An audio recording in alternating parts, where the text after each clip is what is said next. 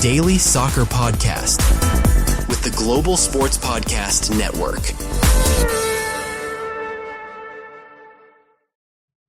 Hello and welcome to your Daily Newcastle.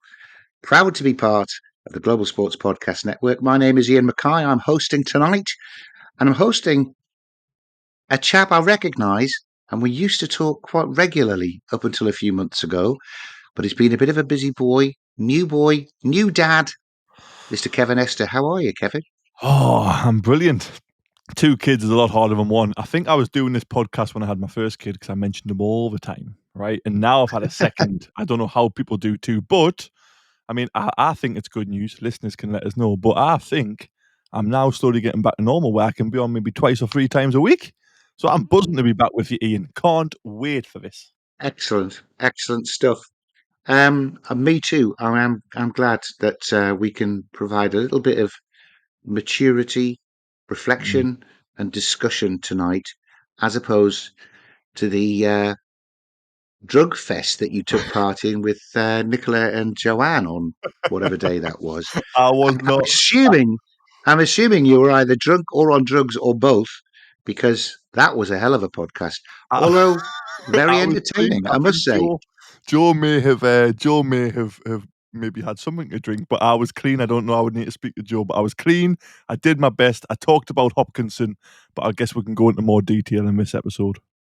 Well, this is what I wanted to talk about. I have been pondering the appointment of David Hopkinson as Chief Executive Officer and reading that Ross Wilson is going to join us as Sporting Director for the last few months, and he still hasn't yet.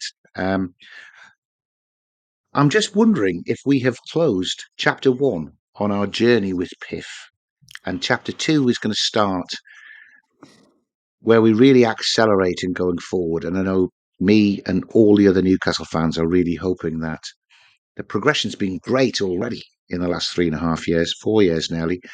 But hey, if we can accelerate on from that, it's going to be fantastic.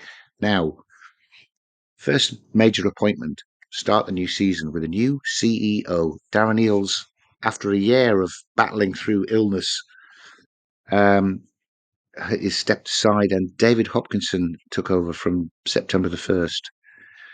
What do you know about him, Kev, and what do you think he's going to bring to the party? Well, his CV is really impressive. Like I said on the, I think you called it the drug and alcohol fest episode. Yeah. It wasn't, for anybody who thinks we're being serious. I did go through his CV, and I'll do it a little bit briefly again now. So again, with he started in ice hockey in Canada, because again, that's where he's from. That's who he is. But then the big ones, the 2 big jobs which impressed me in terms of after that was Real Madrid. I mean, anybody who works at Real Madrid has got to be either ridiculously good at what they do, or if they've somehow fluked it there, like did a Boris Johnson and somehow got into a position he got in, to then soak up all that information he would have learned at Real Madrid in terms of making money. The figures talking about would have been astronomical at Real Madrid in terms of sponsorships and taking that club forward. And I mentioned again, at Real Madrid, he was part of the decision to revolutionise the Bernabeu. And look at that stadium now. It's the original stadium, which I think is really important in terms of Newcastle fans, because we have a big decision. Well, we're awaiting a big decision, aren't we? He revolutionised the Bernabeu. He made crazy amounts of money. Yes, it's a little bit easier at the world's most recognisable club. But then after Real Madrid, he goes off to work for Madison Square Garden Group, which again, literally everything which happens there, concerts, sporting events. He also was involved in baseball in New York whilst being part of that group. So he has literally an unbelievable kind of CV of experience, especially with American audiences. So do we, by the way. Our American audience is great. But that type of knowledge and that involvement in such big brands is very impressive. And I think you're right. Closing my Chapter 1, winning a cup, 2 seasons out of the last 3 in the Champions League. I think it's been a very successful Chapter 1, so to speak. But I think Chapter 2 coming up now, we got to go to that next level, right? And hopefully Hopkinson's a guy to do that. Well, I hope you're right, Kev. And I think just drilling down a little bit into his CV, the signs are really, really encouraging. The thing that's holding us back is PSR. Mm-hmm. Well, the PSR rules that are holding us back because our income isn't great enough for us to spend in the same manner that the clubs that we're battling against are able to spend. Talking about Liverpool, Arsenal, City, Chelsea, Man U, and Spurs. Mm-hmm. We've got to try and close the gap. And the way to do that is through a bigger ground, which we'll come on to, but also through increased sponsorship. And just if you've got it to hand, what was his title when he was at Real Madrid? This is what I'm excited about. I did have it at hand, but I'm going to have to let you take that one unless I go on my history very quickly.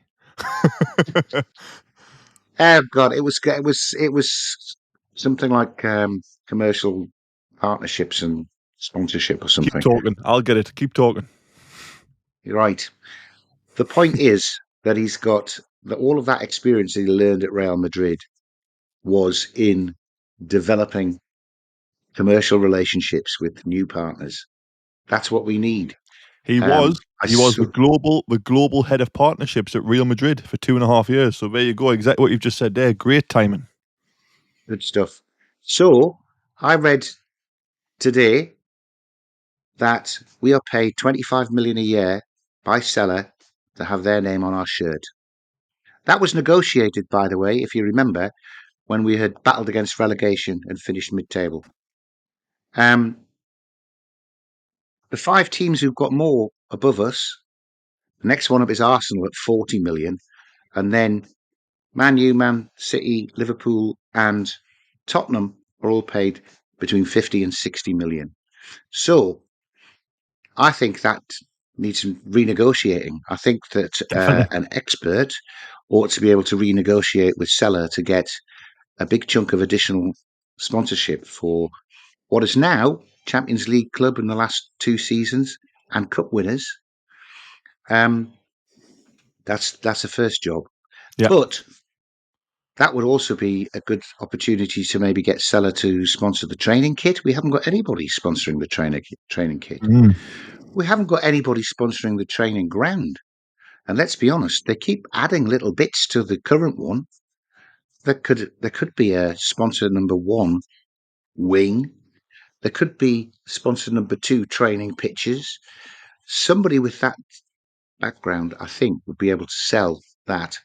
And all of that extra sponsorship coming in is going to close that gap for us, Yeah. I think.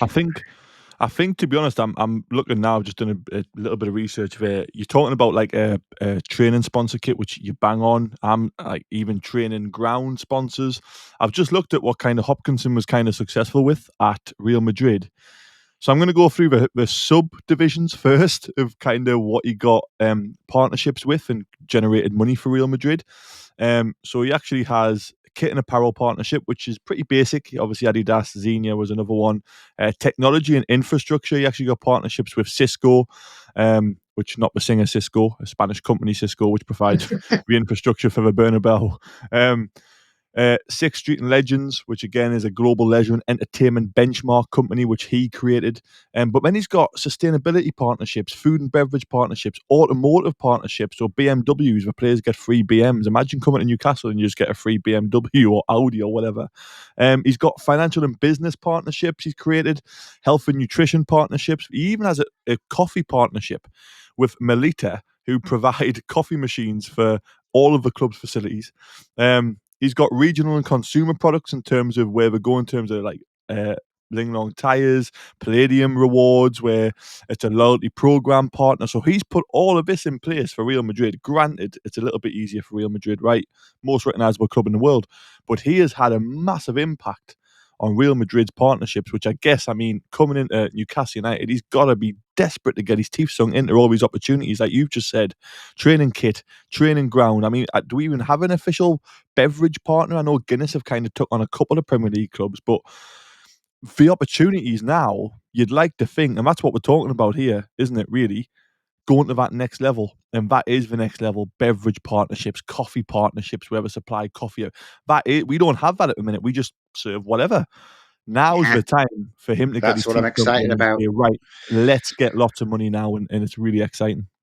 I think that bumps our I think that bumps our income up quite significantly, and obviously sponsorship is one of the areas which you can have an immediate effect on, and all of that experience. He's going to find it difficult to stop himself from doing it because it seems as if it's such a natural thing for him. Natural thing, yeah. So, but I really like also his experience in developing the ground and his experience in managing big change at Madison Square Gardens. And in part two, we'll have a little bit of a think about the implications of that in chapter 2. Your body is unique, and Global Sports Podcast Network has partnered with Bioniq, the world's most personalised supplements. Bioniq provide 100% tailor-made supplements designed to deliver precisely what your body needs at exactly the right levels to optimise your health. No guessing. So click the link in the show notes. Use the code GSPN 2025 for 40% off your first month's subscription. Bioniq. Don't settle for off-the-shelf solutions made for just anybody. Get what's right for you right now. Your body is unique, and Global Sports Podcast Network is partnered with Bioniq, the world's most Your daily soccer podcast Bioniq with provides the Global Sports Podcast Network. Well, that was a bit of a disaster, wasn't it? That advert. I don't. Bioniq went on to infinity, and I couldn't turn it off, and I ended up just clicking all sorts of things. Anyway, we're back. Part 2. Obviously, 52,000 and a little bit in St James's Park. Man U at 75,000. Arsenal, Liverpool up over 60 odd now, I think. One question. West Ham have got a huge stadium that they fill quite regularly, but they don't seem to have achieved any benefit from all of that extra money. But that's a distraction. It's key, apart from the fact that I'm never going to watch Newcastle again because I don't come out in any of these ballots. I did join a queue today for the Barcelona tickets, and I was at number 108,000. Wow. That's after the season ticket holders have got theirs. I mean, I did leave it a bit late, but there were 108,000 people in the queue ahead of me. Yeah. So there's some demand for a much bigger ground. Yes, for Barcelona, but I think when I have failed to get the ballot to come out for the Bradford City third round of the League Cup, there will be demand for every game. Yeah. So I know you want to stay at St James's Park and have it extended, Kev. I would prefer to build a new ground because I've got a better chance of getting a season ticket there. We put that little argument aside. David Hopkinson has a lot of experience in expanding that. And do you think it's all tied into expanding existing facilities, or do you think that were financial restraints that made him do that? I think it's there's loads of things to unpack there. You brought up so many good points. I think in terms of the stadium, I think most kind of businessmen would want a new stadium. Like you said, supply and demand, more people want tickets, get them in, sell more tickets, get more money, right? But I think the point you made about West Ham is actually a really good one. When you look at the I've actually done a bit of homework. That's amazing, isn't it? You can tell the kids are growing up. I've got the revenue of clubs in the Premier League 23-24. Granted, it's not last season, it's the season before. But you've got, very quickly, I'll fly through this. So Man City, 719 million revenue. Man United, 662. Then Liverpool, Arsenal, Tottenham, Chelsea. Like you said, the top 6. Chelsea are below Tottenham, right? So in my mind, I thought stadium, but I don't think it is, because West Ham below Chelsea, Newcastle, Villa, and then West Ham. So around 271 million. So I genuinely think it's for partnerships, which is what we talked about in part 1 with David Hopkinson coming in and creating that. So I think in terms of the new stadium, yes, it's brilliant for fans, but I think now, gate sales and ticket sales probably isn't as important as what it used to be because of the significant numbers we're talking about in sponsorships. So that's something, again, to dive into, I think. It is only part of it, that's for sure, but it must help if you've got 75,000 paying customers instead of 45,000. Chelsea are down because Stamford Bridge only holds 42,000 or something. That's their type ground. but they charge a bloody fortune for it. And West London. of equal importance is the TV money, and I think that comes down from the quality of the football that you're playing, which is probably where, and the quality of the games that you're playing, which is probably where, in the last 10 years, certainly Chelsea outweighs West Ham. So they're getting a lot more through the TV. So anyway, we think that David Hopkinson is going to help give us a real shot in the arm, cash wise. I just wanted to say and bring in that the appointment of a sporting director, which we're expecting to come pretty much instantaneously, because apparently everybody knows it's Ross Wilson, who comes from Nottingham Forest, who's going to be appointed. But again, they've let that transfer window close so that there's no confusion and no crossover the way that there was when Mitchell joined in the middle of it, and there was a bit of a bit of poor publicity in the way that was managed. What impact is that going to have on Chapter 2? Again, I think it's a massive job, isn't it? I think you look at the transfer window we've had, and it was just carnage. Mitchell leaving early on. I mean, we'll come to him a little bit later on, but Andy Howe came in and I thought did an unbelievable job, but we'll save that for a little bit later. But a sporting director is hugely important now, isn't it? It's as much as we hate to admit it, I miss for days, and you'll probably miss for more, Ian, where the manager picked the player, he went to meet him, he had a chat with him, and then he signed him. That was amazing, wasn't it? How simple did football used to be? But now it's very different. There's agents, there's sponsorships. I mean, you look at even as far back as David Beckham, Adidas were paying part of his transfer fee to LA Galaxy because they ran the MLS and you would be good for that. So again, them two are going to have to work really close together. I think in terms of Ross Wilson, it's tough because Rangers fans are protesting against him. They weren't happy with signings. They weren't happy with kind of where the club was going. But that was on the back of winning the league. So, I mean, he must have got you there for you to be unhappy with kind of not following up on that. And I'm sure there's all sorts of reasons around that, which we're not too familiar with because we're not Rangers fans. But I think we need consistency at that level. I think, obviously, having Ashworth and the whole garden leave thing, and then Mitchell, and then just a sudden departure, we need consistency. We need, if it is Ross Wilson, to come in and stay for 3, 4, 5, 6, even hopefully more years, and have consistency. We know exactly who our targets are, exactly what the maximum pay is, what our wage structure is. Because at the minute, it seems like every summer there's something, whether it's Eddie Howe going to England, whether it's Ashworth going to Man United, whether it's Mitchell just buggering off at the start of it. We need consistency, especially for part 2. If Hopkinson's going to come in and create all these deals, right, and get this money, we need consistency. And we need somebody who'll work well with Howe, because I don't think Howe's going anywhere for a long time. Well, I think we both agree, don't we, that if it is to be Ross Wilson, he needs to find a fairly senior position alongside him for Andy Howe. Oh, I think he's done amazing. I think he did incredible this summer. Again, you look at the carnage. I think early on there was a bit of panic. We did a podcast, I think, Ian, where we were talking about, I think we both said it actually, going for targets outside of our kind of remit. We're trying to go too big too fast, and I think that was a little bit of panic. But to regroup and get the players we've got through the door, Voltamada, Wissa, I think Ramsdale's a great signing. Pope's had a lot of injuries over the last 2 seasons, so when somebody does come in to upgrade on Dubravka, I mean, 2 or 3 years ago, Ramsdale was challenging for a league title with Arsenal, so he's not a bad keeper. He was pushing Pickford for England #1 as well.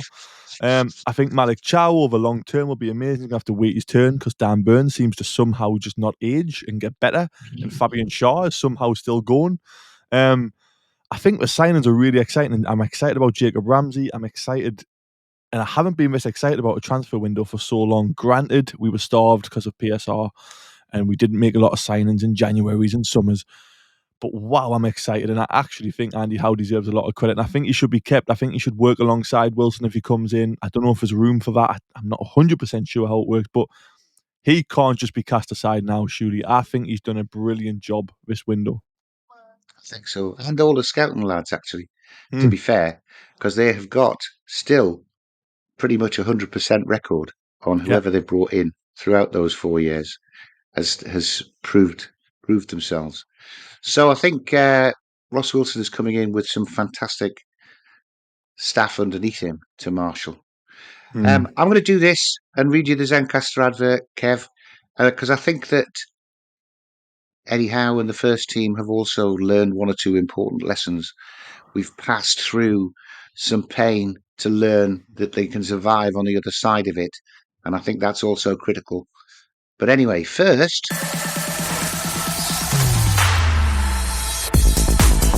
your daily soccer podcast with the Global Sports Podcast Network. Here at the Global Sports Podcast Network, we spent a lot of time selecting our delivery platform. Zencastr came out the clear winner.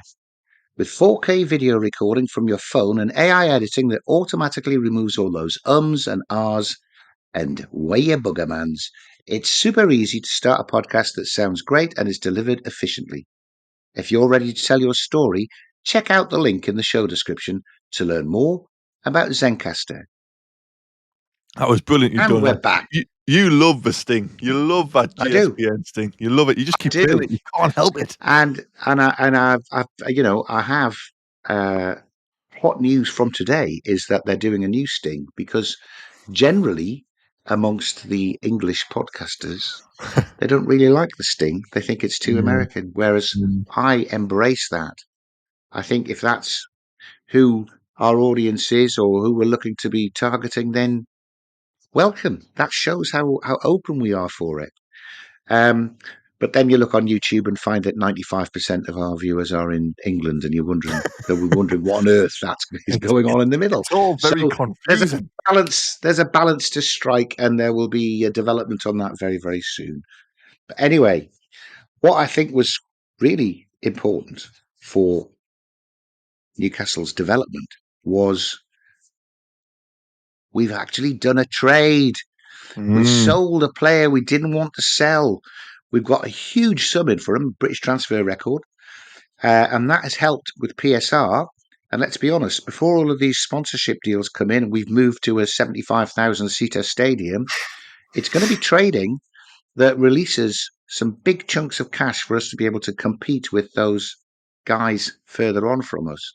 Yeah. I think, and I don't know, I've got to go back and listen to it. I was talking before Easter about there would never be a better time to sell Isaac and get the cash in and do what we need to do. I didn't believe it, but I'm going to have to go back and listen to it to see when that was, because it makes sense. You sell that man what is top dollar. We thought 150. He faffed around and made us get 125 instead, but still not bad. We're going to have to keep doing that. Going to have to keep doing that, and then invest in the money to bring in the same way that Kevin Keegan sold Andy Cole and then brought Alan Shearer in. So we forgot about Andy Cole. We have to do the same, and we'll have the cash to do it if we can do some trading. The important thing is that we've done that. The team looks stronger. The team looks strengthened everywhere else, and it proves that there is some life after having to do a trade. Are you buying into that, or would you much prefer to hang on to those players who got us to where we got, who performed so well through to the end of chapter 1?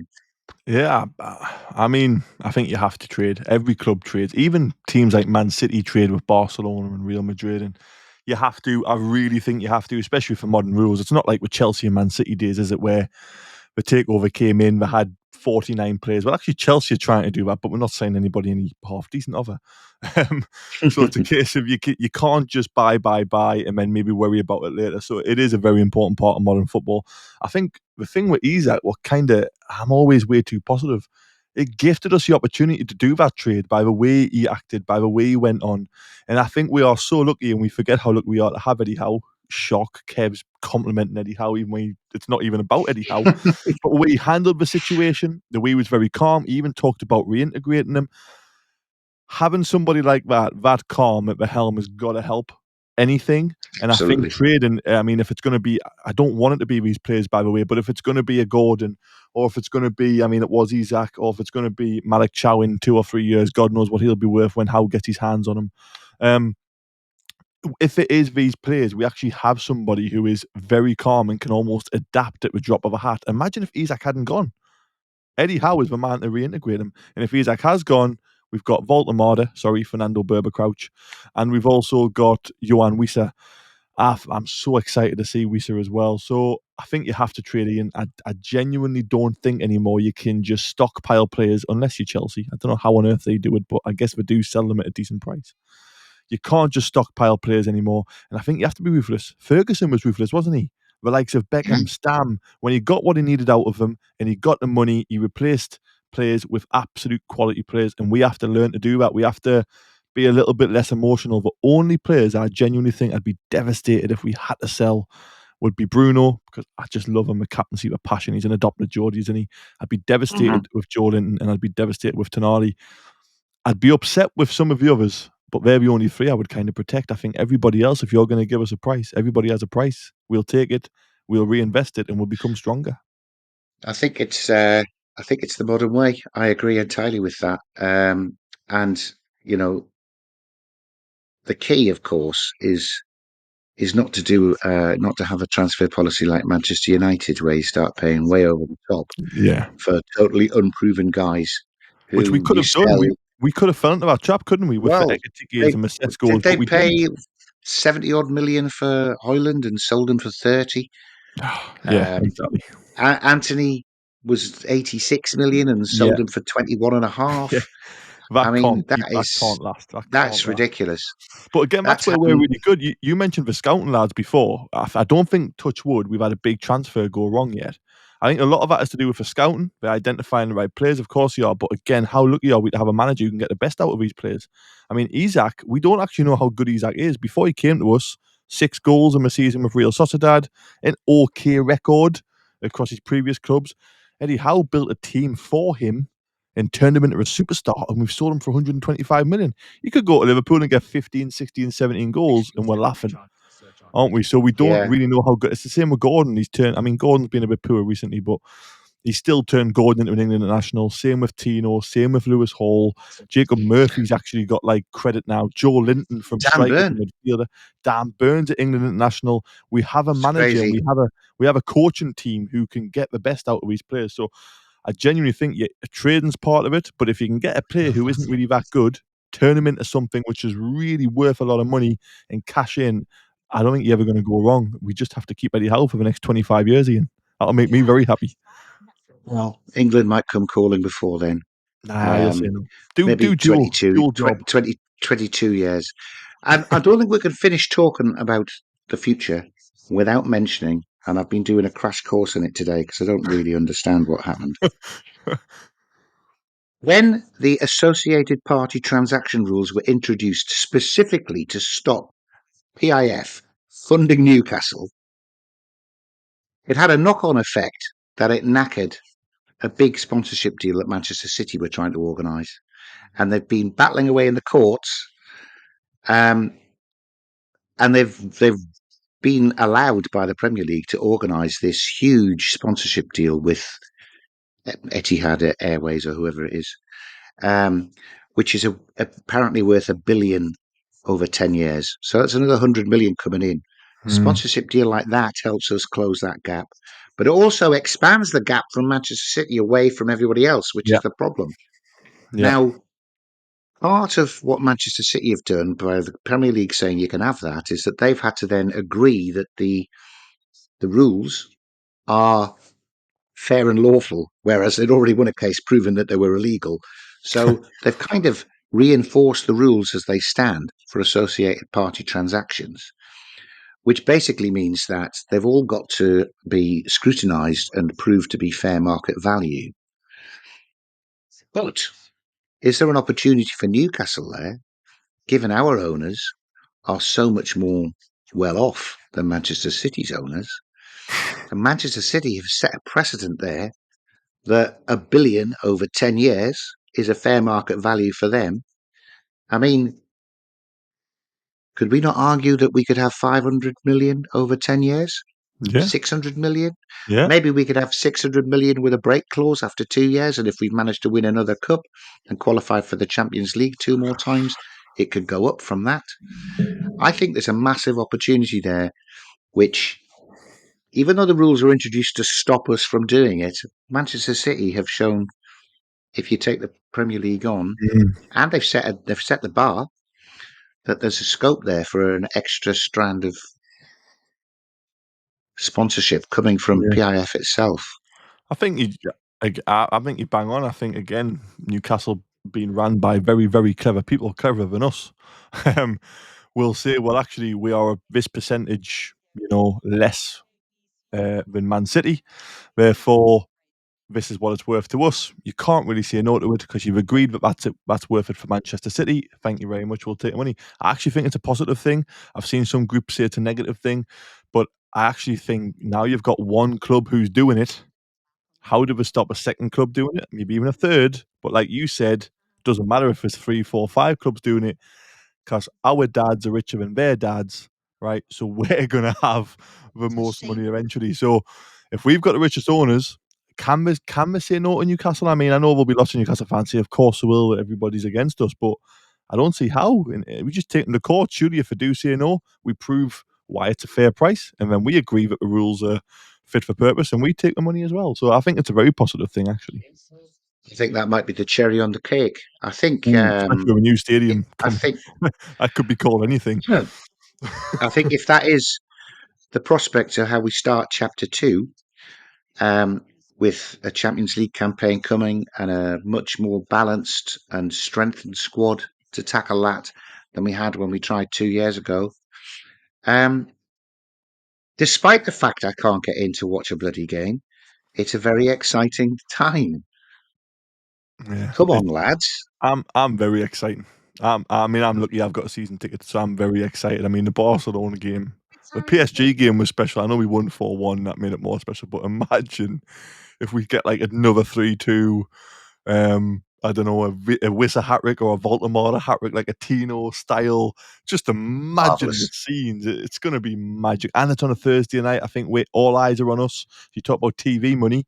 Not many Champions League games on a Thursday night. We are, because it's Newcastle v Barcelona at St James's Park. We're nostalgia from the 90s. We're on a Thursday night. Everybody's going to be watching that game. So bring on the money, bring on Barcelona, and bring on a winning start to our Champions League. I'll take a 3-2 win. No problem. Anyway, lovely to talk to you, Kev. Lovely to spend some time and discuss things seriously instead of Wildcard Wednesday madness that you're usually involved in, which I'm just jealous because you never invite me to be on it. If it was but down look, to me, thank you'd you. be on every time, Ian. Thank you very much indeed for your time. Thanks very much for listening. We are excited. We think Chapter 2 has started. We can see lots more sponsorship coming soon. We can see a bigger stadium with lots more money coming in from that. And maybe a real shot on the arm from an APT-defying sponsorship deal with Saudi Airlines or somebody. Oh, it's exciting.